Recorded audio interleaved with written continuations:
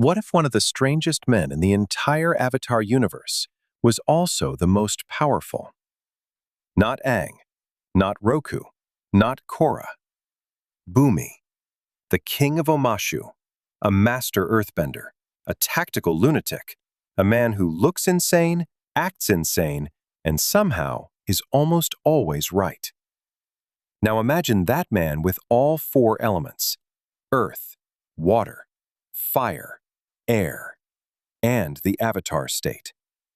At first, it sounds ridiculous, but the more you think about it, the more terrifyingly perfect it becomes.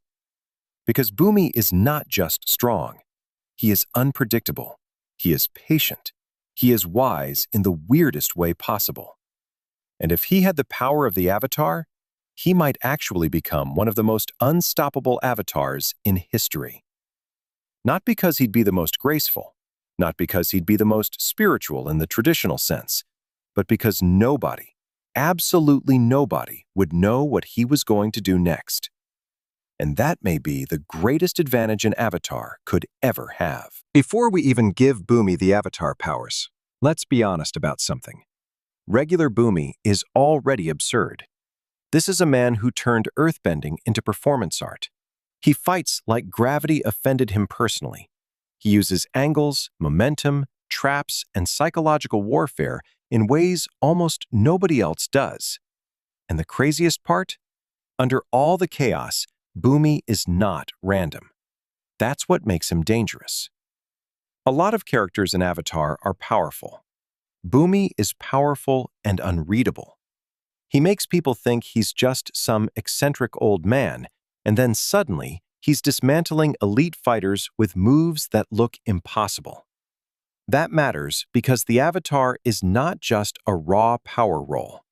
The Avatar is a role that constantly deals with war, politics, philosophy, and impossible choices. A predictable Avatar can be studied, manipulated, prepared for. Bumi? Good luck. If Bumi were the Avatar, the world wouldn't just be dealing with overwhelming elemental power. It would be dealing with overwhelming power controlled by a man who thinks like a trickster sage. At first glance, Bumi seems like the last person who should be the Avatar. He's loud. He's eccentric. He seems unserious. He acts like half his decisions are based on jokes. But that surface-level insanity hides something important. Bumi understands timing.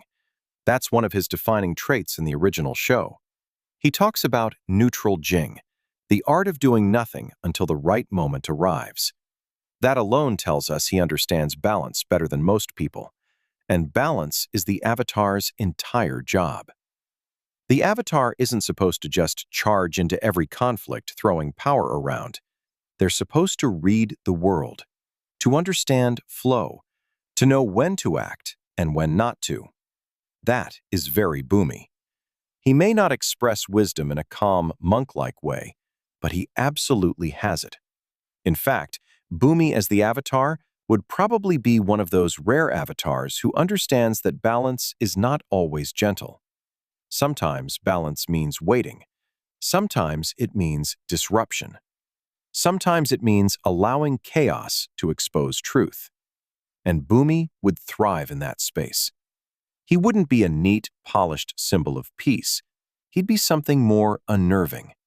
An Avatar who sees 10 moves ahead while pretending not to know what day it is. Now let's get to the fun part. How would Bumi use each element? Because if his earthbending is any indication, the answer is simple. In the weirdest ways imaginable. Earth. This is obviously his strongest foundation. Bumi's earthbending is already legendary, so if he were the Avatar, Earth would still be his most natural and devastating element. But Avatar Bumi would likely go even further. He wouldn't just throw rocks or raise walls. He'd weaponize the battlefield itself. Entire cities would become chessboards, bridges would shift, canyons would split, fortresses would become cages. Bumi already thinks in terrain. As the Avatar, Earth would be his language of control. Water. Now this is where things get really interesting. At first, water might seem like an odd fit for bumi. Water is flowing, adaptive, patient, and reactive.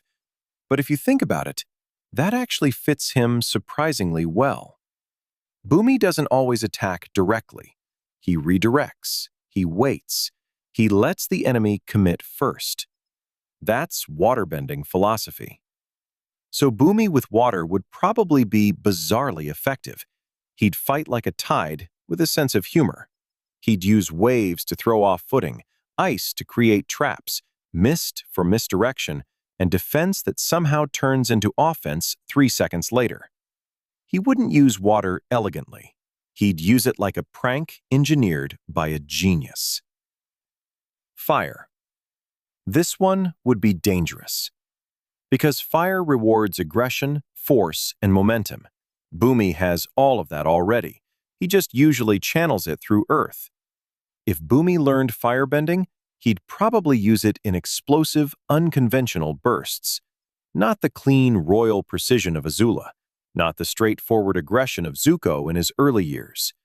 Bumi's fire would be erratic on purpose. It would come from unexpected angles, use the environment strangely, create confusion before impact. And once Bumi understands how opponents react to fire psychologically, he'd start baiting people into mistakes constantly. Air. This may actually be the most perfect non-Earth element for him. Why? Because air is freedom, unpredictability, movement, detachment, improvisation. That sounds like Bumi. He is one of the few earthbenders who already fights with an almost airbender-like spirit. He's playful, he's mobile, he doesn't seem mentally rigid. So if Bumi learned airbending, he might become horrifyingly slippery. Imagine an opponent trying to pin down the greatest earthbending strategist alive, and now he can also launch himself across the battlefield, redirect attacks with gusts, vanish through mobility, and turn every fight into complete nonsense. He would be an elemental gremlin of destiny. Most avatars have a style that feels somewhat unified. Aang is evasive and spiritual. Korra is direct and forceful. Roku feels regal and overwhelming. Bumi? Bumi would look like a man improvising nonsense, right up until you realize you've already lost. That's what makes Avatar Bumi so terrifying. He wouldn't fight in a way that feels correct. He'd fight in a way that destroys your assumptions. You think he's retreating? He's baiting you. You think he's laughing because he's messing around? He already predicted your next move. You think the battle is happening in front of you? He's been setting up the real attack through the environment this entire time. And with all four elements, that would multiply dramatically. An enemy could never safely read the situation. The ground might open. A fire blast might come from behind a wall of dust. A gust of air might launch Bumi somewhere impossible. Water might suddenly appear where there shouldn't even be water. He would not simply overpower enemies. He would confuse them into defeat. And that's almost worse. Now let's talk about the Avatar state.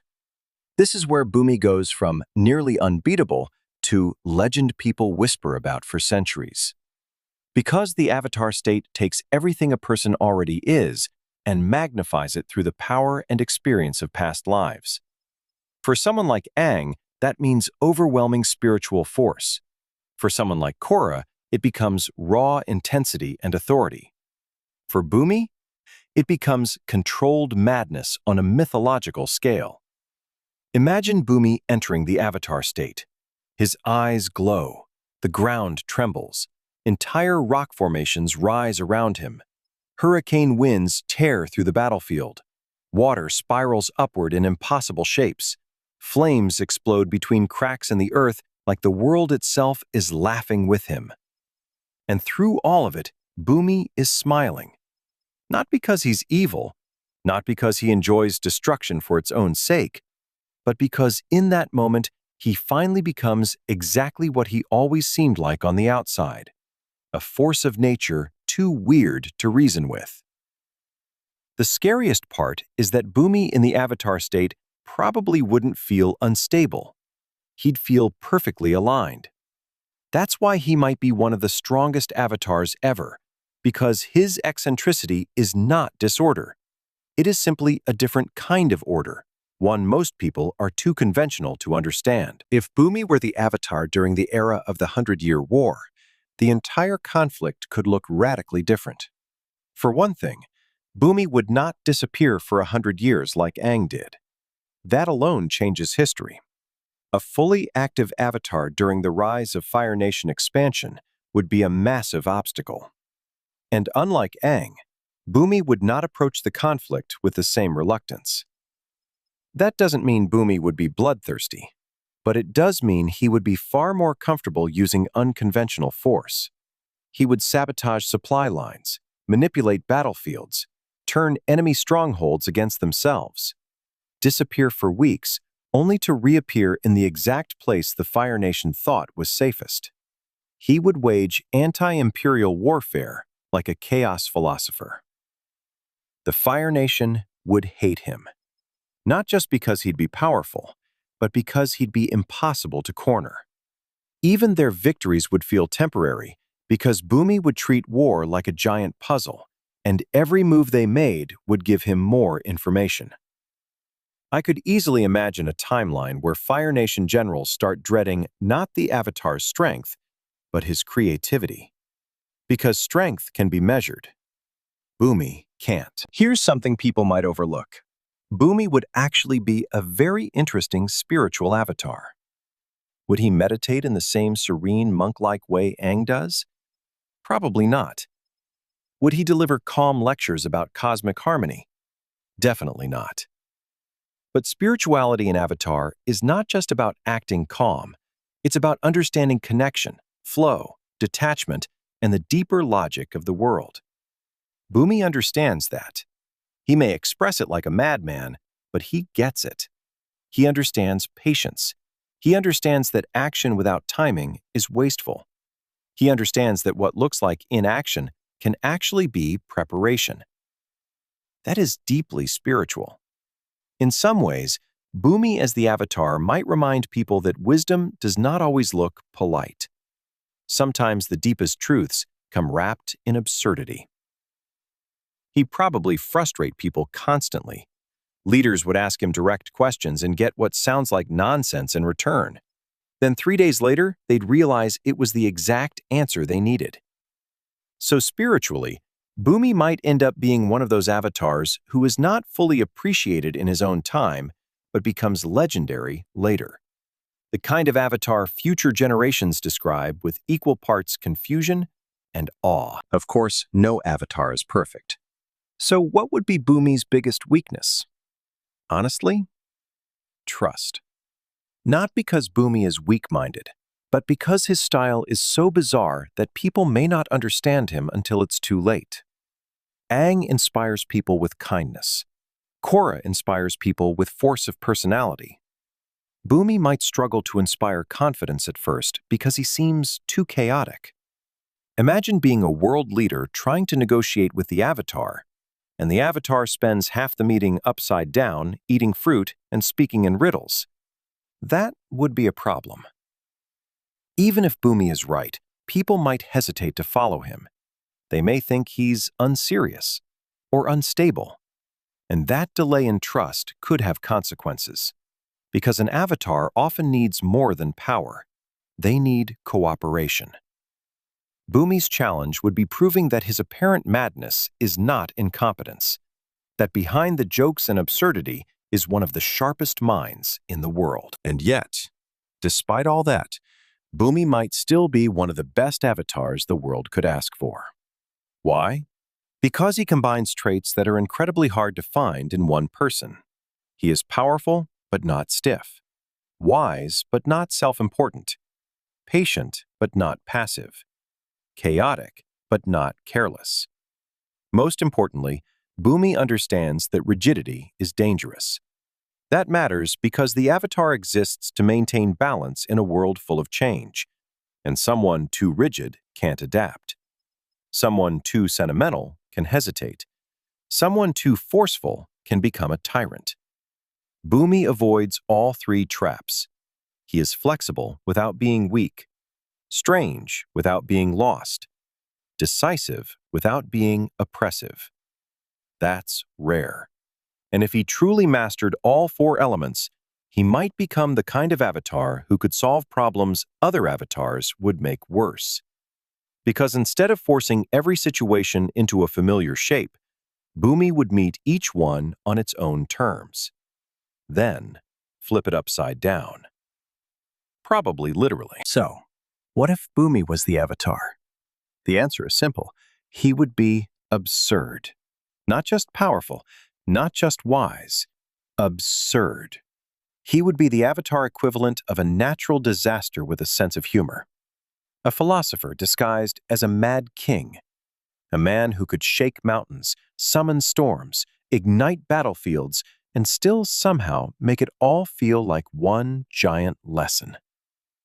He might not be the most graceful avatar. He might not be the most beloved at first, and he definitely would not be the easiest to understand. But he could very well be one of the most effective. Because while other avatars might try to bring balance by calming the world, Bumi would bring balance by outsmarting it. And honestly, if the fate of the world was in the hands of a glowing-eyed chaos grandpa who fights like a living joke with divine timing, that might be a lot safer than it sounds.